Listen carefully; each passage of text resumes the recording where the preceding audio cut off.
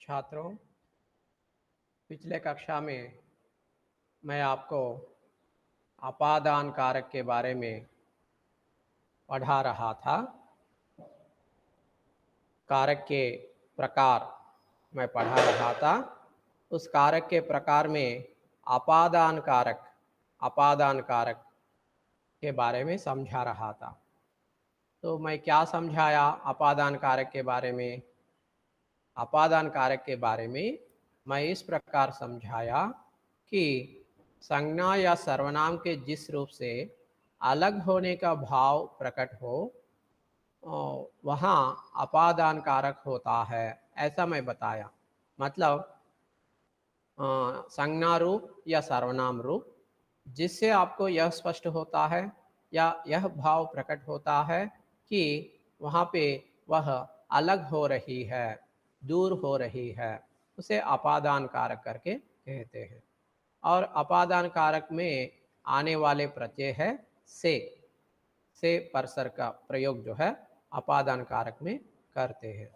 और इसके लिए उदाहरण के रूप में भी मैं कुछ बताया था, जैसा कि पहाड़ों से झरना बहा, स्टेशन से ट्रेन छूट गई, मेरे पर्स से पैसे गिर गए, खिड़की से बाहर मेरी नज़र गई।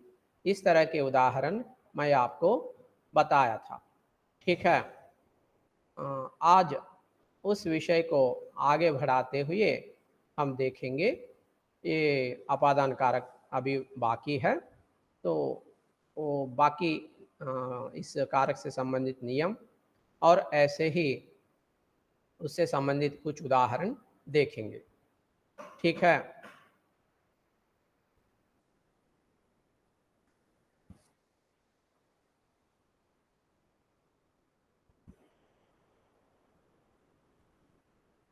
जैसा कि देखिए, अलग होने के अतिरिक्त अपादान कारक का प्रयोग तुलना, तुलना, डरने, सीखने, लजाने, घृणा आदि के भाव में भी किया जाता है।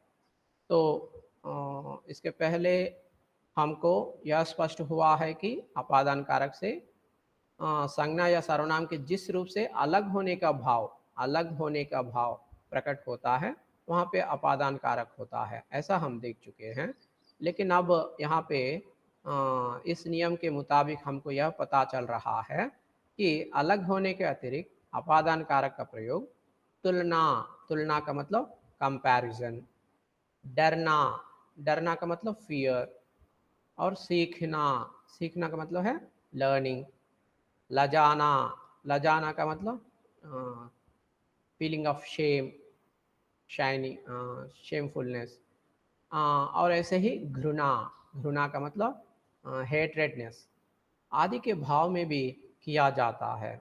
जब वाक्य में इस तरह के भाव को हम प्रकट करना चाहते हैं, वहाँ पर अपादान कारक का प्रयोग होता है। किस तरह के भाव? घृणा, घృణ అంటే అసహించుకోవటం, ద్వేషించటం. లజానా అంటే సిగ్గుపడటం, సీఖనా అంటే నేర్చుకోవటం, డర్నా అంటే భయపడటం, తుల్నా, తుల్నా అంటే పోల్చుకోవటం. సో ఇటువంటి భావాల్ని వ్యక్తీకరించడానికి కూడా అపాదాన కారక్ అనేటువంటిది వస్తుంది. అక్కడ అపాదాన కారక్ యొక్క ప్రత్యయాన్ని ఉపయోగిస్తాం. సో ఇంతకుముందు అయితే మనము ఏం చెప్పుకున్నాము అంటే నామవాచకము లేదా సర్వనామం యొక్క ఆ రూపాలు ఏ రూపాల ద్వారానైతే మనకు ఏదైనా సపరేట్ అవుతుంది లేదా దూరం అవుతుంది, వేరు వేరు అవుతుంది అనేటువంటి భావం మనకు ఏ రూపాల ద్వారా అయితే వస్తుందో దాన్ని అపాదాన కారక్ అని చెప్పుకున్నాము.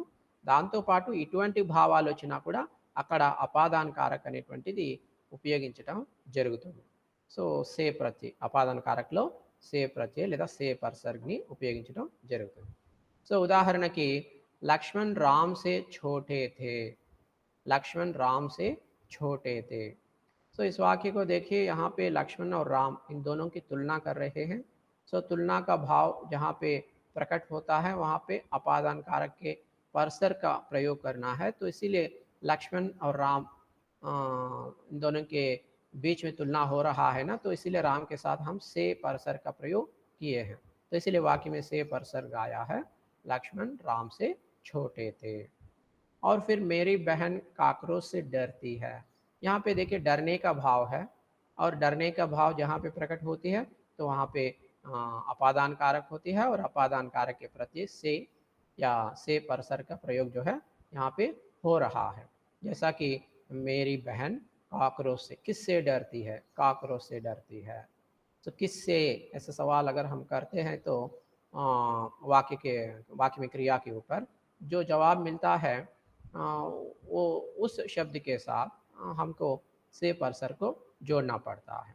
जैसा कि ऊपर के वाक्य में भी लक्ष्मण राम से छोटे थे, तो इस वाक्य में भी किससे छोटे थे, किससे, ऐसा सवाल करने से जो जवाब मिलता है उसके साथ हम से परसर को जोड़ रहे हैं। और एक उदाहरण देखिए, नलिन अध्यापक से गिटार सीखता है। यहाँ पे भी सीखने का काम कौन कर रहा है और किससे सीख रहा है, किससे किससे सीख रहा है, ऐसा अगर हम सवाल उठाते हैं तो जवाब आता है अध्यापक से। तो इसीलिए अध्यापक के साथ से प्रत्यय को हम जोड़े हैं। तो यहाँ पे सीखने का भाव प्रकट हो रहा है वाक्य में, तो हम ऊपर नियम में है ये सीखना, डरना, तुलना, ये सब है। तो इसलिए किससे गिटार सीखता है? अध्यापक से। ठीक है। और ऐसे ही और एक वाक्य को देखिए, जनक वाटिका में सीता राम से लजाती हैं। तो किससे लजाती हैं? राम से लजाती हैं। तो यहाँ पे राम एक संज्ञा है, और संज्ञा के साथ से परसर को हम जोड़ रहे हैं। किस लिए जोड़ रहे हैं? इस वाक्य में लजाने का भाव प्रकट हो रहा है, तो ये अपादान कारक है, तो इसीलिए हम से परसर को जोड़ रहे हैं किसके साथ? संज्ञा राम के साथ। और पांचवा उदाहरण है, मुझे झूठ से घृणा है। सो वाक्य में क्या है, कौन सा भाव है? घृणा का भाव है। तो घृणा का भाव जहाँ पे प्रकट होता है तो वहाँ पे अपादान कारक होता है, और अपादान कारक जहाँ पे भी होता है वहाँ पे से परसर का प्रयोग हम करते हैं। तो किससे घृणा है? झूठ से घृणा है। तो इसलिए झूठ संज्ञा शब्द के साथ हम से परसर को जोड़ रहे हैं। సో ఈ పైన 5 ఉదాహరణలు నేను చెప్పాను. మీరు 1, 2 ఉదాహరణలు గమనిస్తే మీకు క్లియర్‌గా అపాదాన కారక అనేది అర్థమవుతుంది. సో మొదట ఏం చెప్పుకున్నా అపాదాన కారక అంటే ఒక వస్తువు నుంచి ఇంకొక వస్తువు, ఒక మనిషి నుంచి ఇంకొక మనిషి. ఓకే. ఒక మనిషి నుంచి ఒక వస్తువు అట్లా ఒక రెండిటి మధ్య దూరం పెరగడం, లేదా 2 వేరు వేరు కావడం, ఒకదాని నుంచి మరొకటి దూరం కావడం, వేరు కావడం. అటువంటి భావాన్ని ప్రకటించేకి అపాదాన కారక అనేటువంటిది వస్తుంది. ఇందులో సే అనేటువంటి ప్రత్యయాన్ని ఉపయోగిస్తామని చెప్పుకున్నాం. తర్వాత రెండవ రూల్ ప్రకారం ఎక్కడైతే భయము, పోల్చడము, నేర్చుకోవటము, సిగ్గుపడటము, అసహించుకోవటం లాంటి భావాలను ప్రకటించాల్సి వస్తుందో అక్కడ కూడా అపాదాన కారక అనేటువంటిది ఉపయోగిస్తాము. సో అక్కడ కూడా మనం సే ప్రత్యయ అనేటువంటిది అపాదాన కారకలో వస్తుంది అని చెప్పుకున్నాం. సో దానికి ఉదాహరణగా ఇక్కడ ఒక 5 ఉదాహరణలు ఇందాక హిందీలో చెప్పాను, తెలుగులో ఒకసారి వినండి. మేరీ బెహన్ కాక్రోచ్ సే డర్తీ హై. ఈ వాక్యాన్ని మనం పరిశీలించి చూస్తే ఈ వాక్యంలో ఏం భావం ఉంది? డర్నా, డర్నా అంటే భయపడడం అనేటువంటి భావము ఈ వాక్యం ద్వారా మనకు బయటపడుతుంది. సో భయపడడం అనేటువంటి భావం ఎక్కడైతే ప్రకటింపబడుతుందో అది అపాదాన కారక అనేటువంటిది ఆ వాక్యంలో ఉంటుంది. అపాదాన కారకం ఉంటుంది కాబట్టి ఆ వాక్యంలో మనము నామవాచకంతో పాటు సే అనేటువంటి పరసరిని జోడించాలి. సో ఏ నామవాచకంతో పాటు సే ప్రత్యయ జోడించాలి అన్నప్పుడు మనము వాక్యంలోని క్రియ మీద ప్రశ్న వేయాలి. ఏమని? కిస్ సే అనేటువంటి ప్రశ్న వేస్తే క్రియకు అప్పుడు మనకు సమాధానం వస్తుంది. సమాధానంగా ఒక నామవాచకమో ఒక సర్వనామమో వస్తుందన్నమాట. సో ఏదైతే సమాధానంగా వస్తుందో దాంతో పాటు దాన్ని అంటే ఆ పదం తర్వాత మనం సే అనేటువంటి ప్రత్యయాన్ని జోడిస్తే అక్కడ మనకి అపాదాన కారక అనేటువంటిది ఏర్పడుతుందన్నమాట. సో అలాగే లక్ష్మణ్ రామ్ సే ఛోటైతే, సో లక్ష్మణుడు రాముడి కంటే చిన్నవాడు. ఇక్కడ పోల్చడము అనేటువంటిది ఉంది. సో పోల్చడం అనేటువంటి భావం ప్రకటించడానికి అపాదాన కారకం అనేది ఉపయోగిస్తాం. అందువల్ల ఇక్కడ రామ్ తర్వాత సే అనేటువంటి పర్సర్గ్ వచ్చింది. నలిన్ అధ్యాపక్ సే గిటార్ సీఖ్తా హై. ఇక్కడ సీఖ్నా నేర్చుకోవడం అనేటువంటి భావం ఈ వాక్యంలో ఉంది. సో నేర్చుకోవడం అనేటువంటి భావం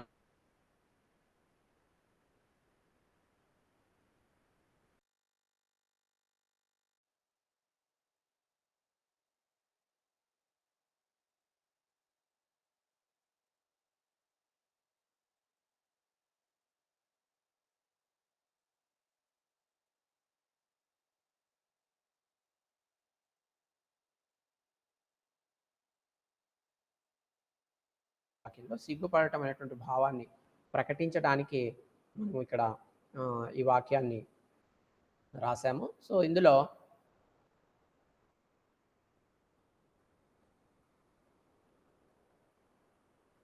మరి ఇందులో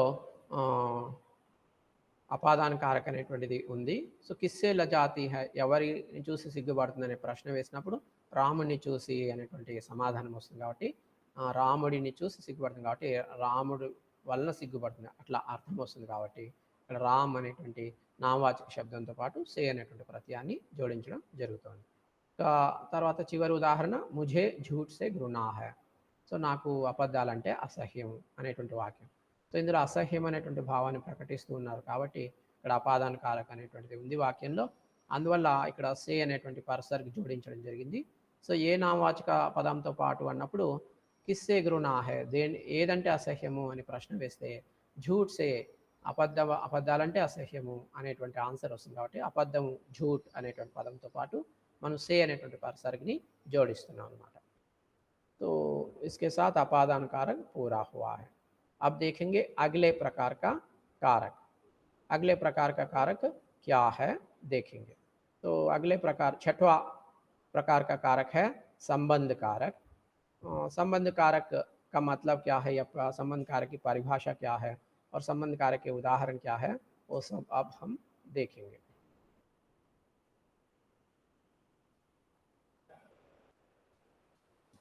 సార్ కొద్దిగా శబ్దాలు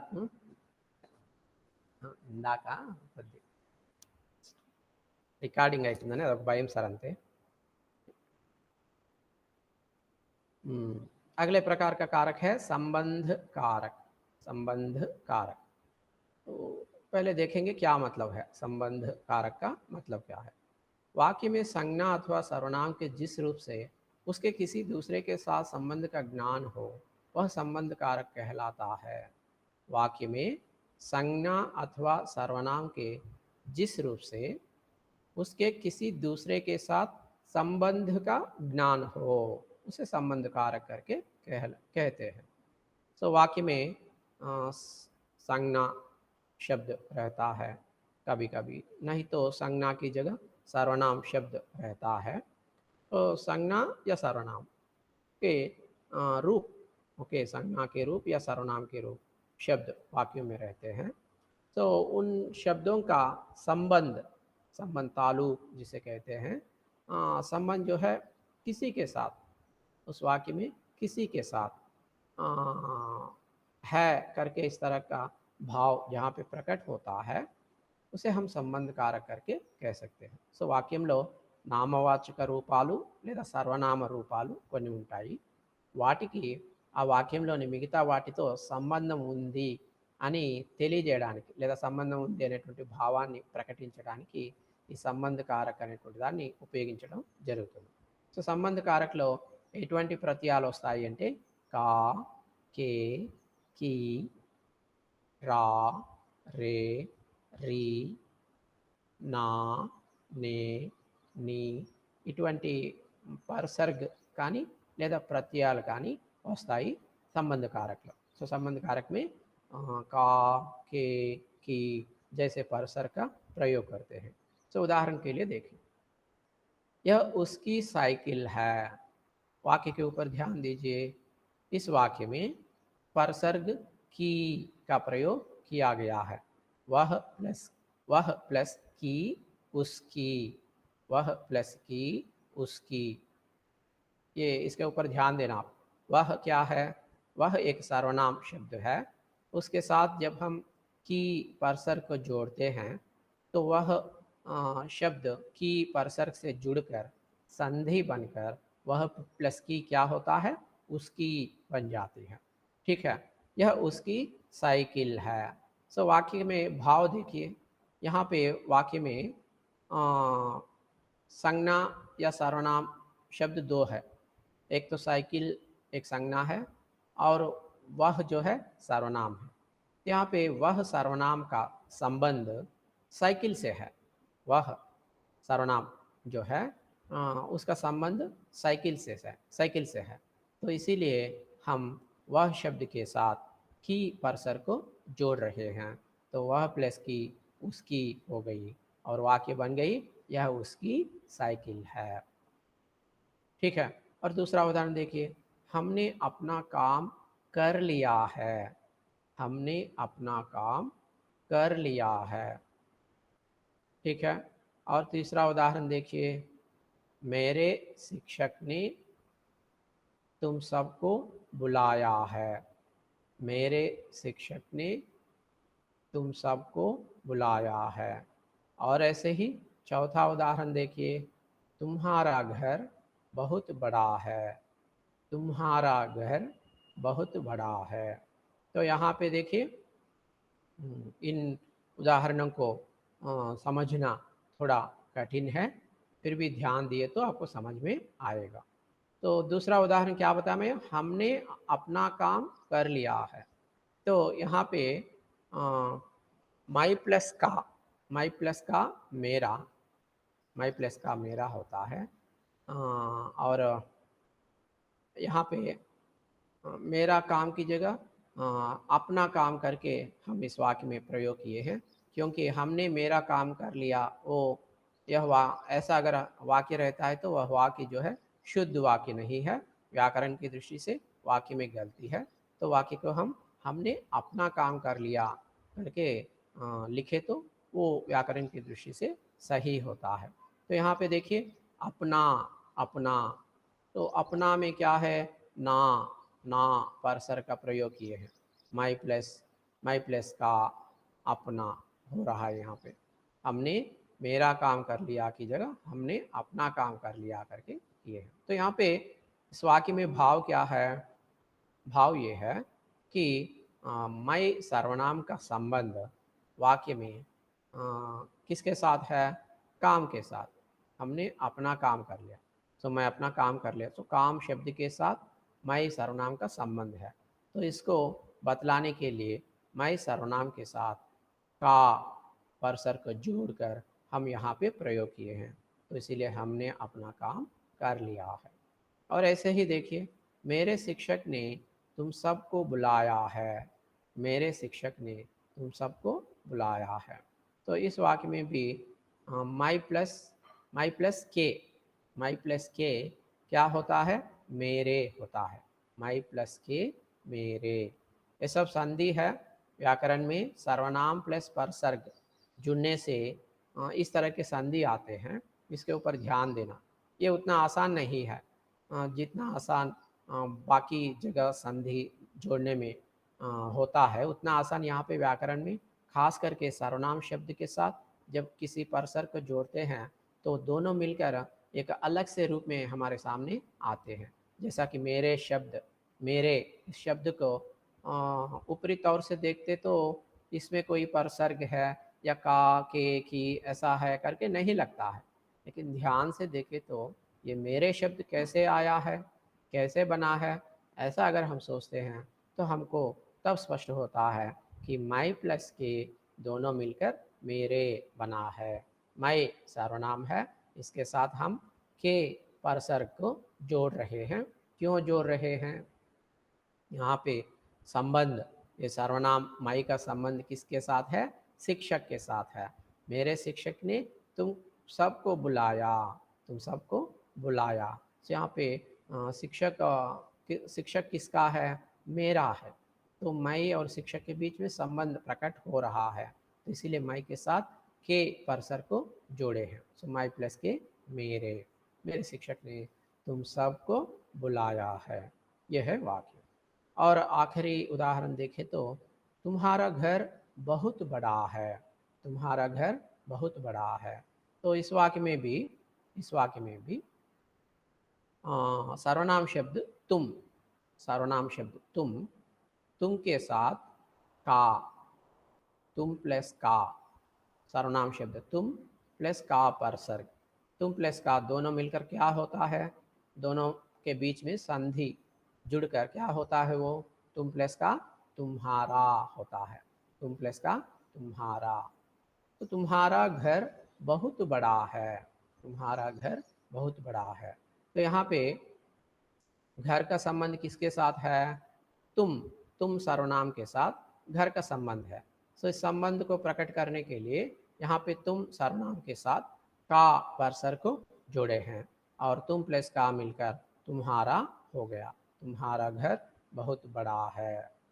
ठीक है, तो ऐसा होते हैं संबंध कारक। संबंध कारक से संबंधित और कुछ बातें देखिए। इन वाक्यों में तुम्हारे, ऊपर के उदाहरणों में तुम्हारे, उसकी, तुम्हारा, उसकी, हमने, मेरे, इस तरह के जो सर्वनाम शब्द है, इन सर्वनाम शब्दों का संबंध किसके साथ है? पहले अगर हम देखते हैं तुम्हारे, तुम्हारे, तुम्हारे नहीं, उसकी, उसकी, उसकी सर्वनाम का संबंध किसके साथ है? साइकिल से है। और फिर काम, काम का संबंध किसके साथ है, किस सर्वनाम के साथ है? काम का संबंध हम, अपना, काम का संबंध अपना, अपना शब्द के साथ है। नहीं तो हमने, हमने शब्द के साथ काम का संबंध है। फिर देखिए शिक्षक का संबंध किसके साथ है? शिक्षक का संबंध मेरे के साथ है। और घर का संबंध किसके साथ है? तुम्हारा सर्वनाम के साथ इसका संबंध है। तो इस तरह के संदर्भ में संबंध कारक का प्रयोग हम करते हैं। ठीक है, अब देखेंगे आगे, अगले प्रकार का कारक देखेंगे। अब तक जो हुआ है इसमें कोई डाउट है तो पूछिए छात्रों। कोई डाउट है? नहीं है। ठीक है, तो अब सातवां प्रकार का जो कारक है वो कारक देखेंगे।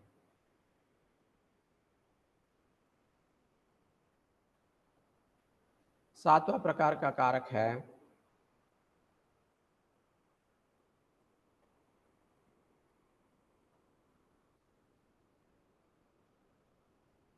अधिकरण कारक। सातवें प्रकार का कारक है अधिकरण कारक। సో ఇందాక ఆరో రకానికి సంబంధించినటువంటి కారక్ ద్వారా మనం ఏం తెలుసుకున్నాము అంటే సంబంధ కారక్ ఆరో రకము కారక్లో. దీంట్లో మనం ఏం తెలుసుకున్నాము అంటే వాక్యంలో నామవాచక రూపాలు లేదా సర్వనామ రూపాలకు ఆ వాక్యంలోని వేరే పదాలతో సంబంధం ఉంటుంది. అటువంటి సంబంధాన్ని తెలియజేసేది సంబంధ కారక్ అని చెప్పుకున్నాము.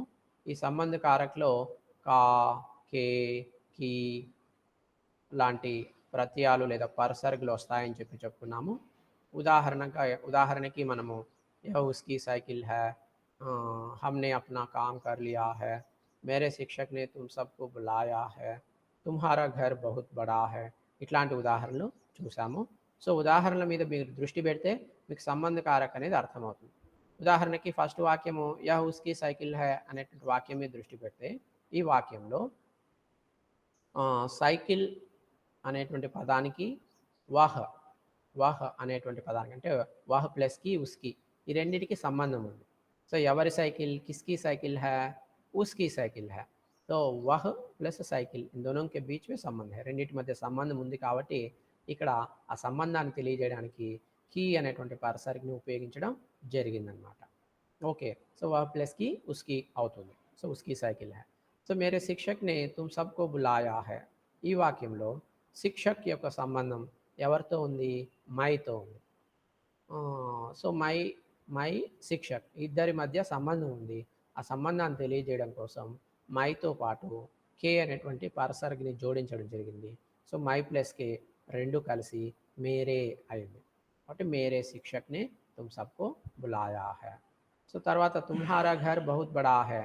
ఈ వాక్యంలో ఘర్, ఘర్కి తర్వాత తుమ్ ఘర్ ఈ రెండింటి మధ్య సంబంధం ఉంది. అందువల్ల ఆ సంబంధాన్ని తెలియజేయడం కోసం తుమ్ అనేటువంటి సర్వనామంతో పాటు మనము కా అనేటువంటి పర్సర్ని జోడిస్తున్నాం. తుమ్ ప్లస్ కా రెండు కలిసి తుమ్హారా అవుతుందన్నమాట. ఓకే, సో అలాగే హమ్నే అప్నా కామ్ కర్ లియా హై అనే వాక్యంలో కామ్ అనేటువంటి దానికి మై అనేటువంటి దానికి సంబంధం ఉంది. ఆ సంబంధం తెలియజేయడం కోసం మైతో పాటు కా అనేటువంటి పర్సర్ని జోడిస్తున్నాం. మై ప్లస్ కా మేరా అవుతుంది. అయితే ఇక్కడ వాక్యంలో మేరా అనేటువంటి ప్రయోగం వ్యాకరణం రీత్యా వ్యాకరణాన్ని దృష్టిలో పెట్టుకొని చూస్తే తప్పు, కాబట్టి ఇక్కడ అప్నా అనేటువంటిది వస్తుంది. మై ప్లస్ కా మేరా ఏకవచనం అయితే అప్నా అనేటువంటిది బహువచనం అనమాట. హమ్నే అప్నా కామ్ కర్ లియా హై అనేటువంటిది వస్తుంది అనమాట. ఓకే, సో ఇది సంబంధ కారక్. ఇప్పుడు మనము నెక్స్ట్ కారక్ 7వ రకం యొక్క కారక్ చూద్దాం. सो 7वें प्रकार का कारक है, क्या है 7वें प्रकार का कारक? अभी अभी मैं आपको बताया, याद दिलाइए 7वें प्रकार का कारक क्या है?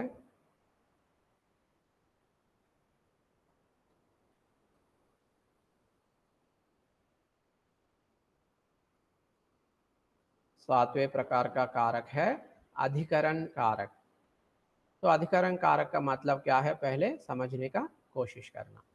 अधिकरण अर्थात आधार, यानी संज्ञा या सर्वनाम के जिस रूप से क्रिया के होने के स्थान व समय का पता चले वहाँ अधिकरण कारक होता है।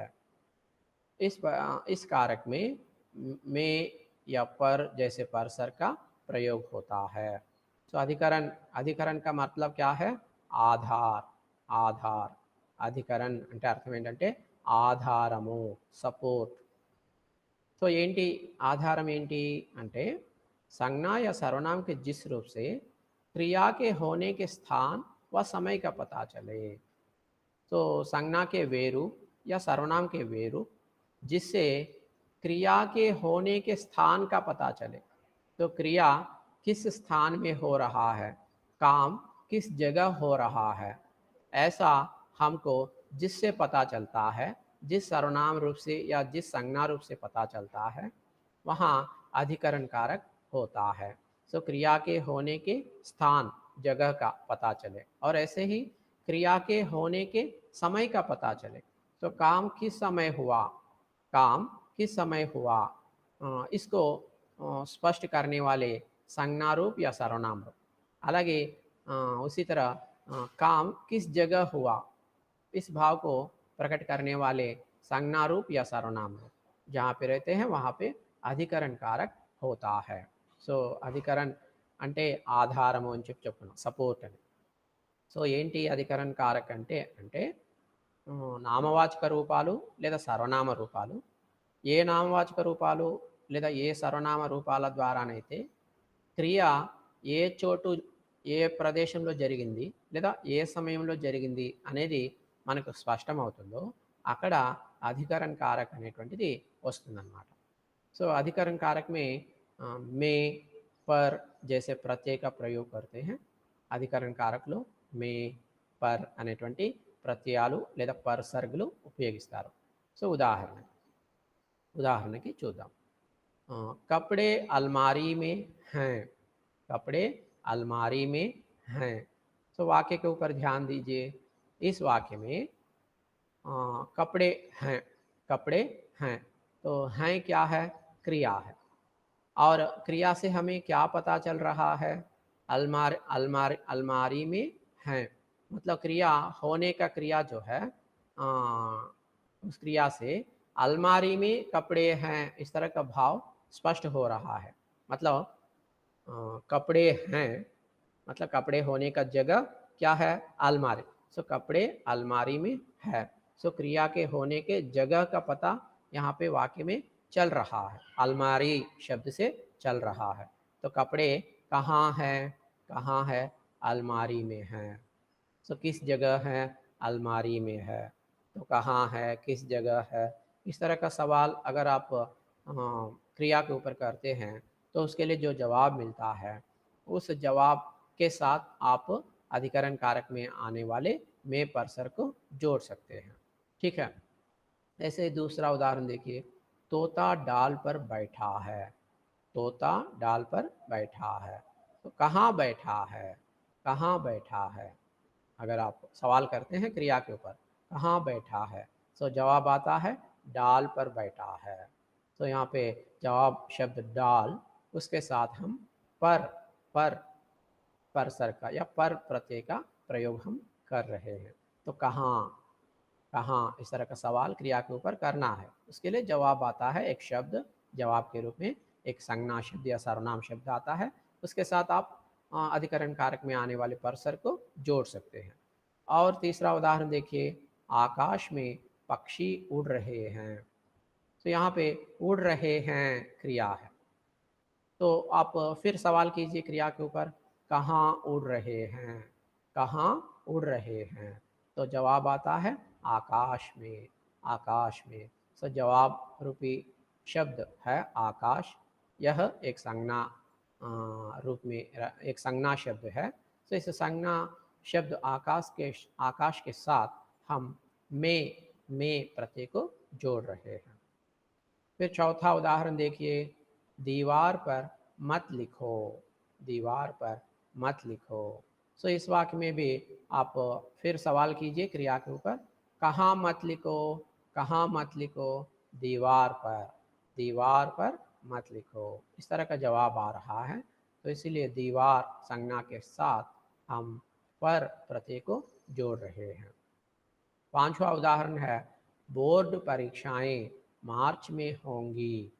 तो यहाँ पे भी कहाँ कब होंगी, तो हम शुरुआत में ही अधिकरण कारक के परिभाषा समझाते समय एक बात स्पष्ट किया, क्या है, क्रिया के होने के स्थान व समय का पता जिससे चलता है, जहाँ चलता है वहाँ पे अधिकरण कारक होता है, ऐसा हम बताए। तो अब तक 4 उदाहरण देखे हैं। चारों उदाहरणों से हमें क्या पता चल रहा है, क्रिया के होने के स्थान का पता चला है। अब 5वें उदाहरण से हमको क्रिया के होने के समय का पता चल रहा है। बोर्ड परीक्षाएं मार्च में होंगी। तो यहाँ पे कब होंगी, कब होंगी बोर्ड परीक्षाएं, कब होंगी। तो इसके पहले वाले उदाहरण के ऊपर हम किस तरह के सवाल किए, कहाँ, कहाँ क्रिया के ऊपर कहाँ, इस तरह के सवाल किए। और यहाँ पे कब, कब जैसे सवाल करते हैं तो उसको उसके उस सवाल के जवाब के रूप में जो संज्ञा या सर्वनाम शब्द आता है उसके साथ में प्रत्यय या पर प्रत्यय को जोड़े तो वो अधिकरण कारक होता है। तो बोर्ड परीक्षाएं कब होंगी, मार्च में होंगी। ठीक है। సో మరి పని ఎక్కడ జరిగింది లేదా పని ఏ సమయంలో జరిగింది అనేటువంటి భావాన్ని ప్రకటించడానికే ఈ అధికరణ కారక అనేటువంటిది ఉపయోగిస్తాము. ఇందులో మే లేదా పర్ అనేటువంటి ప్రత్యయాల్ని ఈ అధికరణ కారకలో ఉపయోగించడం జరుగుతుంది. ఓకే. మరి ఉదాహరణలు ఒకసారి పరిశీలించి చూస్తే, కపడే అల్మారీ మే హై అనేటువంటి ఉదాహరణ తీసుకుంటే ఇందులో మనం క్రియ హై అనేటువంటిది అంటే అల్మారీ మే హై అనేటువంటిది మనం క్రియగా తీసుకుంటే, ఈ క్రియ మీద మనము ప్రశ్న వేస్తే హై అనేటువంటి దాని మీద కహా హై అనేటువంటి ప్రశ్న వేస్తే వచ్చేటువంటి సమాధానం అల్మారీ మే అనేటువంటిది. సో అల్మారీ అనేటువంటి ఈ నామవాచక శబ్దంతో పాటు మే అనేటువంటి ప్రత్యయాన్ని మనం ఇక్కడ జోడిస్తూ ఉన్నాం. ఓకే.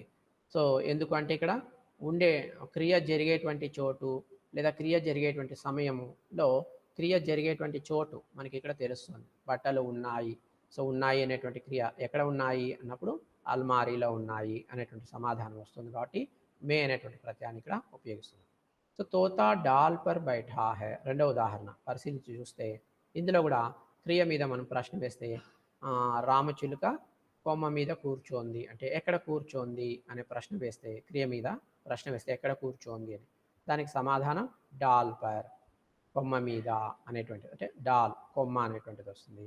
సో దాంతోపాటు మీద అనేటువంటి పర్సర్గిని ప్రత్యయాన్ని మనం జోడిస్తున్నాం. హిందీలో పర్ అని చెప్పి అంటారు. సో డాల్ పర్ అని చెప్పి వస్తుంది. Tota doll per బైఠా high.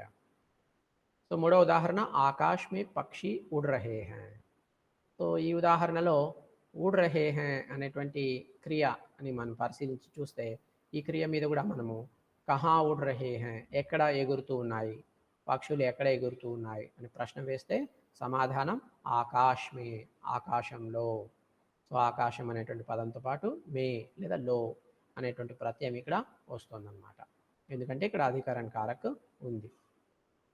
So Deewar per మత్ లిఖో, ఈ ఉదాహరణ ద్వారా కూడా మనం పరిశీలించి చూస్తే గోడ మీద రాయొద్దండి, గోడ మీద రాయకండి. సో రాయకండి అనేటువంటి క్రియను తీసుకుంటే ఓకే, ఎక్కడ రాయకండి ఎక్కడ రాయకూడదు అనేటువంటి ప్రశ్న వేసుకుంటే గోడ మీద అనేటువంటి సమాధానం వస్తుంది.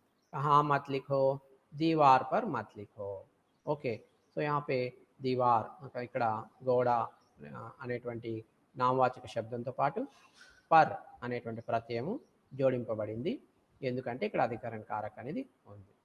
బోర్డు పరీక్షాయే మార్చ్ మే హోంగి, నెక్స్ట్ ఉదాహరణ. సో ఈ ఉదాహరణలో కూడా మనం అధికరణ కారక్కి నిర్వచనం చెప్పుకున్నాము. దాని ప్రకారం చూస్తే ఈ ఉదాహరణలో క్రియ ఏ సమయంలో జరిగింది అనేటువంటి అర్థం వస్తుంది. సో అటువంటి అర్థం వచ్చినప్పుడు అధికరణ కారక్ అనేది ఉపయోగించడం జరుగుతుంది. సో ఇందులో మే పర్ అనేటువంటి పర్సర్గులు వస్తాయని మనం చెప్పుకున్నాము. కాబట్టి ఇక్కడ క్రియ మీద మనం ప్రశ్న వేస్తాం, కబ్ హోంగి, ఎప్పుడు జరుగుతాయి. ఇంతకుముందేమో ఎక్కడ ఎక్కడ అనేటువంటి ప్రశ్న వేస్తే ఇక్కడ ఎప్పుడు అనేటువంటి ప్రశ్న వేస్తున్నాం. దానికి సమాధానంగా మార్చ్ మే హోంగి, సో బోర్డు పరీక్షలు మార్చిలో జరుగుతాయి. సో మార్చ్ మే అనేటువంటి సమాధానం వస్తుంది. మార్చ్ అనేటువంటి సంజ్ఞా శబ్దంతో పాటు మనం మే అనేటువంటి పర్సర్గ్ లేదా ప్రత్యయాన్ని జోడిస్తూ ఉన్నాం అన్నమాట. ओके, तो आगे देखिए, अधिकरण कारक का प्रयोग कई जगह परसर्ग रहित भी होता है, जैसे बच्चों ने घर घर घूमकर चंदा इकट्ठा किया। तो यहाँ पे देखिए वाक्य के ऊपर ध्यान दीजिए। नियम क्या है, कभी कभी अधिकरण कारक का प्रयोग कई ऐसे जगह पर भी होते हैं जहाँ पे परसर का प्रयोग बिल्कुल नहीं होता है, मतलब परसर के बिना भी अधिकरण कारक का प्रयोग कई जगह होता है। में पर जैसे प्रत्यय या परसर का उपयोग किए बिना भी अधिकरण कारक का प्रयोग जो है कई जगह हम करते हैं, जैसा कि बच्चों ने घर घर घूमकर चंदा इकट्ठा किया। वाक्य के ऊपर अगर आप ध्यान देते हैं तो यहाँ पे इकट्ठा किया क्या है, यह क्रिया है। क्रिया के ऊपर अगर आप सवाल करते हैं कहाँ इकट्ठा किया, नहीं तो कब इकट्ठा किया, ऐसा अगर आप सवाल करते हैं तो कहाँ इकट्ठा किया, घर घर घूमकर, घर घर घूमकर। सो घर घर जो है यहाँ पे सवाल का जवाब के रूप में आ रहा है, लेकिन यहाँ पे में पर जैसे परसर का प्रयोग नहीं हुआ है, परसर के बिना ही यहाँ पे अधिकरण कारक का प्रयोग हुआ है। तो इस तरह के कुछ अपवाद भी इस अधिकरण कारक को है, कुछ अपवाद भी इस अधिकरण कारक को है। तो आगे देखिए, इसके बाद आगे देखिए,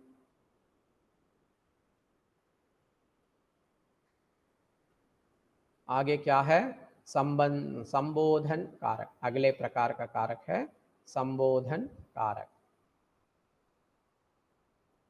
संबोधन कारक के बारे में आप सब जरूर सुने ही होंगे, बचपन में पढ़े ही होंगे। तो क्या है संबोधन कारक, संज्ञा अथवा सर्वनाम का वह रूप जिससे किसी को बुलाने या पुकारने का बोध हो उसे संबोधन कारक कहते हैं। ఏ నామవాచక రూపాల ద్వారానైతే లేదా ఏ సర్వనామ రూపాల ద్వారానైతే ఓకే ఎవరినైనా పిలవడము అనేటువంటి భావం స్పష్టమవుతుందో, ప్రకటింపబడుతుందో దాన్ని మనము సంబోధన్ కారక్ అని చెప్పి చెప్పుకోవచ్చు. ఓకే, संबोधन कारक में संज्ञा या सर्वनाम का वह रूप जिससे किसी को बुलाने या पुकारने का बोध हो, मतलब किसी को हम बुलाते हैं कभी कभी या पुकारते हैं, तो इस तरह बुलाना या पुकारना से संबंधित जो भाव होता है उस भाव को प्रकट करने के लिए या वह भाव पता चलने के लिए हम कुछ संज्ञा रूपों का या सर्वनाम रूपों का प्रयोग करते हैं, तो वहाँ पे संबोधन कारक होता है। ठीक है, संबोधन कारक में किस तरह के परसर का प्रयोग किया जाता है, अरे, ओ, हे जैसे प्रत्ययों का या परसर का प्रयोग किया जाता है। ఈ సంబోధన కారకలో ఉపయోగించేటువంటి ప్రత్యయాలు ఏమిటి అంటే ఓ, అరే, హే అనేటువంటివి. సో ఉదాహరణకి हे भगवान अब मैं क्या करूं, हे भगवान अब मैं क्या करूं। इस वाक्य के ऊपर ध्यान दीजिए। इस वाक्य में संबोधन है। किसको संबोधित कर रहे हैं? भगवान को संबोधित करते हुए वाक्य है, हे भगवान। तो भगवान को संबोधित कर रहे हैं। अब मैं क्या करूं, अब मैं क्या करूं। ठीक है। సో సంబోధిస్తున్నారు, ఆ దేవుని సంబోధిస్తూ అడుగుతున్నారు, ఓ భగవంతుడా ఇప్పుడు నేనేం చేయాలి అని చెప్పి అడుగుతూ ఉన్నారన్నమాట. సో సంబోధన ని తెలియజేయడం కోసము ఇక్కడ హే అనేటువంటి పరసర్గను ఉపయోగించడం జరిగింది.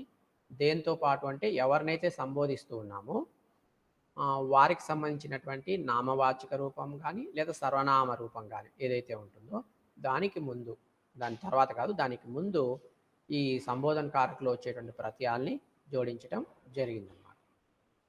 తర్వాత ओ लड़के जरा सुन तो, ओ लड़के जरा सुन तो, इस वाक्य के ऊपर ध्यान दीजिए। इस वाक्य में भी लड़कों को संबोधित कर रहे हैं, लड़के, ओ लड़के करके संबोधित कर रहे हैं।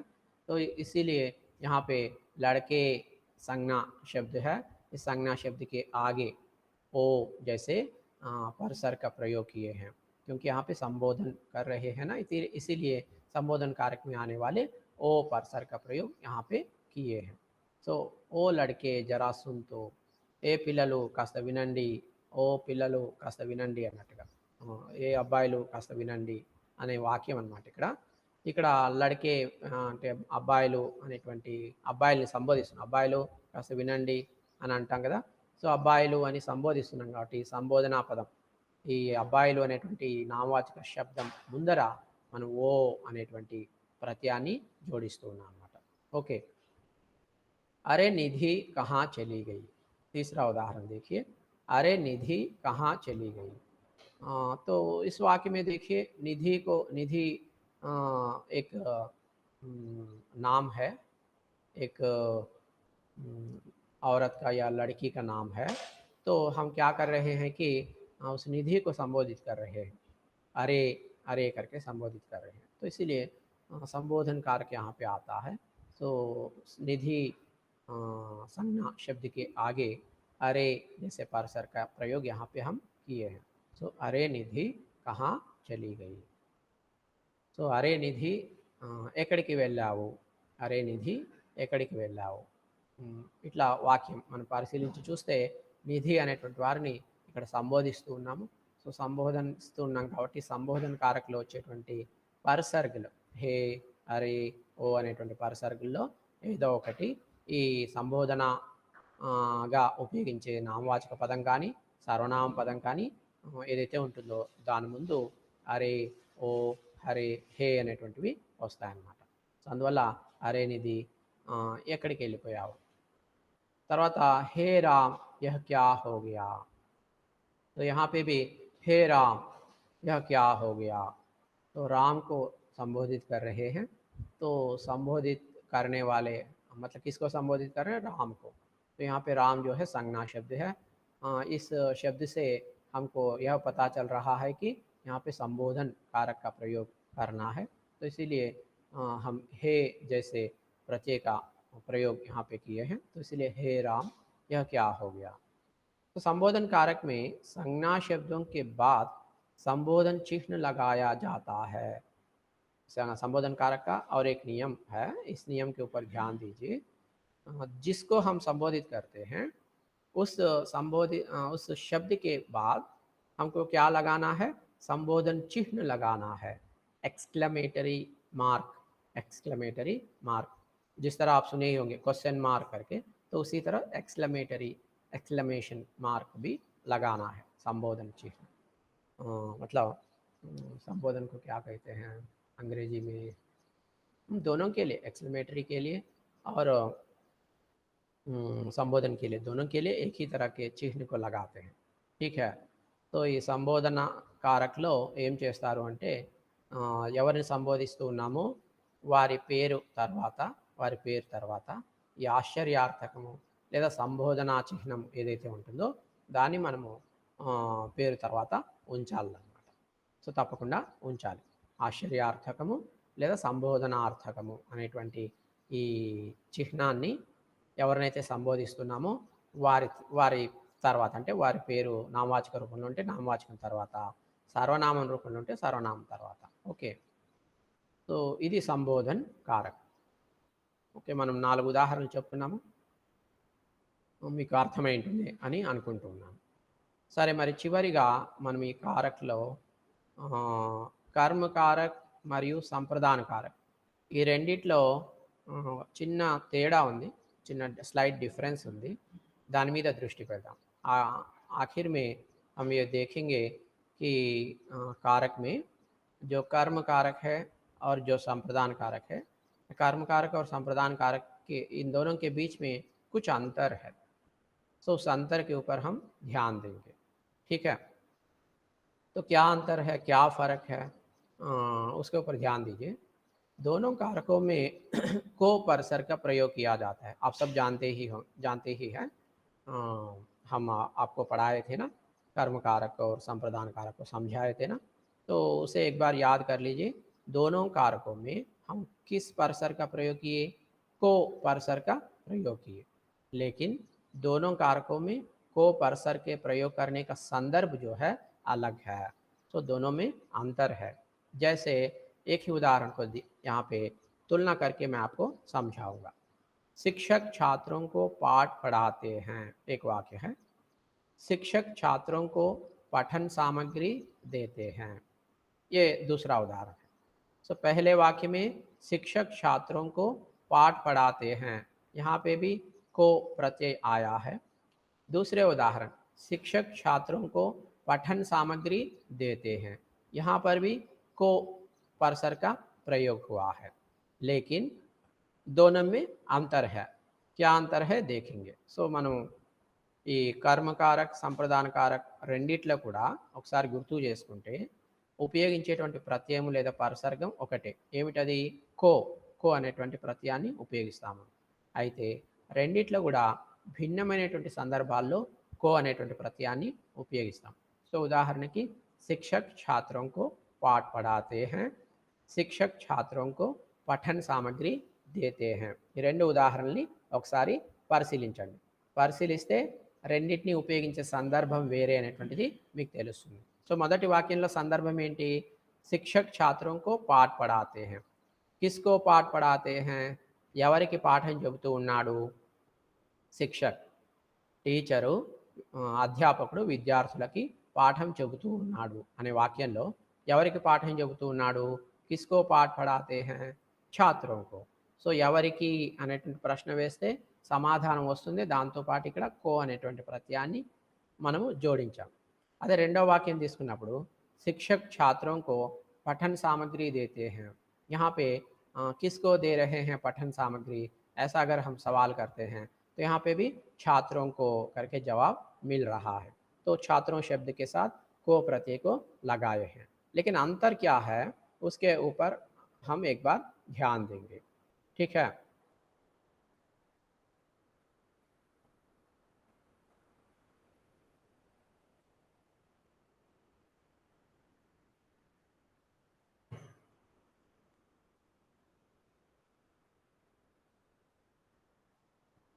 देखिए दोनों वाक्यों में को परसर का प्रयोग हुआ है. अब आप देखे हैं अभी, लेकिन दोनों में अंतर है. क्या है? पहले वाक्य में शिक्षक द्वारा की गई क्रिया का प्रभाव कर्म पर पड़ रहा है. पहले वाक्य में शिक्षक द्वारा की गई क्रिया का प्रभाव कर्म पर पड़ रहा है. यहाँ छात्र जो है, छात्र पढ़ाना क्रिया का कर्म है. शिक्षक छात्रों को पढ़ा रहे हैं, ऐसा वाक्य है ना, तो यहाँ पे छात्र क्या है? कर्म है. ठीक है, क्रिया का प्रभाव कर्म पर पड़ रहा है, कर्म छात्र पर पड़ रहा है. पढ़ाने क्रिया का प्रभाव कर्म छात्र पर पड़ रहा है, तो इसीलिए उसके साथ को परसर को हम लगाए हैं. परंतु दूसरे वाक्य में छात्र को पठन सामग्री देने का भाव है. यहाँ पे पठन सामग्री देने की क्रिया छात्र के लिए की गई है, अतः यहाँ छात्र संप्रदान कारक है। तो यहाँ पे देखिए पठन सामग्री दी गई है, छात्रों को इस तरह का भाव आ रहा है दूसरे उदाहरण से। लेकिन यहाँ पे पठन सामग्री देने की क्रिया जो है छात्रों के लिए की गई, क्रिया किसके लिए की गई, छात्रों के लिए की गई। तो यहाँ पे छात्रों के लिए काम हो रहा है, तो के लिए हो रहा है, तो इसलिए यहाँ पे संप्रदान कारक के को परसर का प्रयोग हम किए हैं। लेकिन ऊपर क्या है, पढ़ाना, शिक्षक छात्रों को पढ़ाए हैं, किस लिए पढ़ाए, मतलब किसको पढ़ाए हैं, मतलब क्रिया का असर या क्रिया का असर किसके ऊपर पड़ रहा है, क्रिया का प्रभाव किसके ऊपर पड़ रहा है। तो क्रिया का असर जो है कर्म कर्म छात्र के ऊपर पड़ रहा है, तो इसीलिए वहाँ पे हम छात्र के बाद को प्रत्यय का प्रयोग किए हैं। ठीक है, तो इस तरह का अंतर दोनों में है। फिर देखिए करण कारक और अपादान कारक में भी इसी तरह का थोड़ा सा अंतर है। करण कारक और अपादान कारक दोनों में से प्रत्यय का प्रयोग करते हैं, हम जानते हैं। लेकिन देखिए जैसा कि हम बस से पिकनिक गए, हम बस से पिकनिक गए, पहला उदाहरण। दूसरा उदाहरण क्या है, दादाजी गांव से आ रहे हैं, दादाजी गांव से आ रहे हैं। तो दोनों वाक्यों में से परसर का प्रयोग किया गया। लेकिन पहले वाक्य में बस बस जो है हमारे पिकनिक पर जाने का साधन है। तो यहाँ पे देखिए बस शब्द से क्या स्पष्ट हो रहा है, जो काम हो रहा है पिकनिक जाने का काम, इस काम करने के साधन है बस, उस काम के होने का साधन है बस। ठीक है, तो साधन, काम के होने के साधन, उस अर्थ में यहाँ पे से प्रत्यय का प्रयोग हुआ है। लेकिन दूसरे वाक्य में गांव दादाजी के वहाँ से निकलने का बोध करा रहा है। दूसरे वाक्य में गांव शब्द दादाजी के वहाँ से निकलने का बोध करा रहा है, मतलब दादाजी जो है गांव से अलग हो रहा है, गांव से दूर हो रहा है। सो अलग होना, दूर होना, इस तरह का अर्थ आ रहा है। तो अपादान कारक में प्रयोग करने वाले से प्रत्यय का प्रयोग हम यहाँ पे कर रहे हैं। ठीक है, पहले उदाहरण में साधन का बोध और यहाँ पे अलग होने का बोध। सो दोनों संदर्भ में अर्थ भिन्न है, भाव भिन्न है, प्रत्यय तो सेम है, एक ही तरह के प्रत्यय का प्रयोग किए हैं। सो अतः पहले वाक्य में कारण कारक है और दूसरे वाक्य में అపాదాన కారక్. సో రెండు ఉదాహరణలు మనం పరిశీలించి చూస్తే మీకు స్పష్టంగా అర్థమవుతుంది.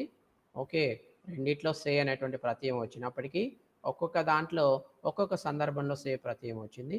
మొదటి ఉదాహరణ హమ్ బస్ సే పిక్నిక్ గయే అనేటువంటి ఉదాహరణలో వచ్చిన సే అనేటువంటి ప్రత్యయము ఏ అర్థంలో, ఏ సందర్భంలో అంటే ఇక్కడ పిక్నిక్ వెళ్ళడము అనేటువంటి పని, మేము బస్సులో పిక్నిక్ వెళ్ళాము. సో పిక్నిక్ వెళ్ళడము అనేటువంటి పని చేయడానికి బస్ అనేటువంటి ఒక సాధనంగా ఉపయోగపడింది. సో క్రియకు సాధనంగా బస్ అనేటువంటిది ఉపయోగపడింది. అందువల్ల ఇక్కడ సాధనము అనేటువంటి సందర్భం వచ్చినప్పుడు ఈ దేనికి సాధనంగా, ఏది సాధనంగా ఉపయోగపడిందో దాంతోపాటు సే అనేటువంటి ప్రత్యయాన్ని జోడించడం జరుగుతుంది. అదే రెండవ ఉదాహరణ గమనిస్తే దాదాజీ గాంవ్ సే ఆ రహే హై, సో తాతగారు గ్రామం నుంచి వస్తూ ఉన్నారు అనే వాక్యాన్ని తీసుకున్నప్పుడు ఈ వాక్యంలో గ్రామం నుంచి తాతగారు వేరవుతున్నారు, దూరం అవుతున్నారు అనేటువంటి అర్థం వస్తుంది అన్నమాట. సో ఈ విధంగా ఒకదాని నుంచి ఒకటి దూరం కావడం, వేరు కావడం అంటే అలగ్ హోనా, అటువంటి సందర్భం వచ్చినప్పుడు అపాదాన కారక అనేటువంటి దాన్ని అనేది వస్తుందని మనం చెప్పుకున్నాం. ఆ అర్థంలో ఇక్కడ సే అనేటువంటిది ఉపయోగించడం జరిగింది. सो इसके साथ आपको ये कारक विषय जो है पूरा हुआ है। अगर आपको इस विषय में कोई शक या संदेह है तो पूछ सकते हैं छात्रों। इसके साथ कारक विषय पूरा हुआ है। व्याकरण में, हिंदी व्याकरण में कारक, कारक की परिभाषा, कारक के प्रकार और उसके उदाहरण सब पूरा हुआ है। इसमें कोई शक या संदेह है तो आप पूछ सकते हैं। क्या है कोई शक या संदेह?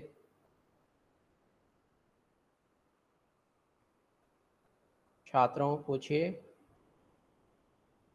ठीक है, इस अभी अभी आखिर में जो उदाहरण मैं आपको समझाया, खास करके कर्म कारक और संप्रदान कारक में अंतर के बारे में मैं समझाया ना, उसको फिर एक बार वो उदाहरण लेकर समझाने का कोशिश करूँगा।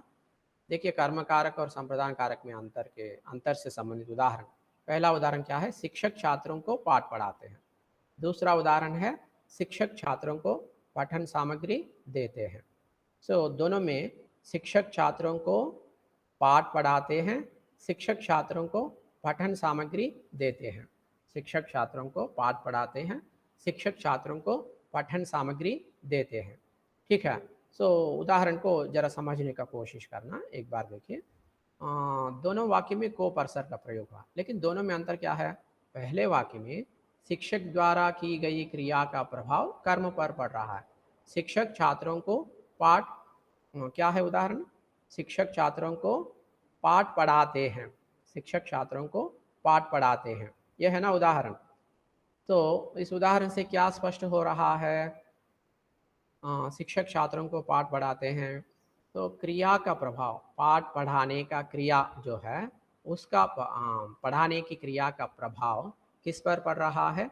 छात्र पर पड़ रहा है, क्योंकि यहाँ पे इस वाक्य में छात्रों को, छात्र जो है कर्म है, क्रिया का असर किसके ऊपर पड़ता है?